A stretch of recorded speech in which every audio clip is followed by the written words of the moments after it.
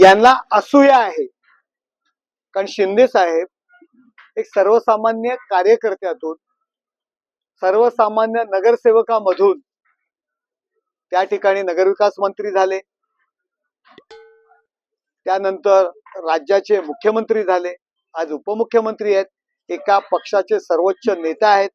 आज एक सर्वसामान्य कार्यकर्ता नरेंद्र मोदी साहेबांसमोर बाजूला बसतो, तोच माणूस महाराष्ट्र राज्याचा मुख्यमंत्री म्हणून बसतो, तोच उपमुख्यमंत्री म्हणून बसतो.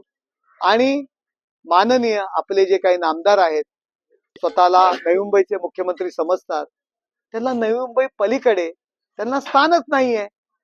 गेले कित्येक वर्ष मंत्रिपदापासून वंचित होते. आता त्यांना मंत्रिपद दिलंय, ते सुद्धा त्यांना जंगलात पाठवलंय, जंगलाचं नेतृत्व करायला त्यांना दिलेलं आहे. आणि त्यामुळे शिंदे साहेबांच्या बाबतीत त्यांच्यामध्ये एक पोटदुखी आहे, एक असूया आहे, म्हणून शिंदे साहेबांवरती ते आरोप करतात. तुम्ही सांगा, आता जे ते मंत्री झालेले आहेत, यापूर्वी महाविकास आघाडीची सत्ता होती, शिंदे साहेबांनी जर पाऊल उचललं नसतं तर हे आता मंत्री झाले असते का? नाही.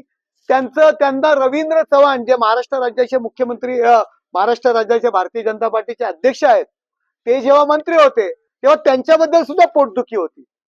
स्वतःच्या पक्षातील रवींद्र चव्हाण यांच्याबद्दल सुद्धा त्यांची पोटदुखी होती.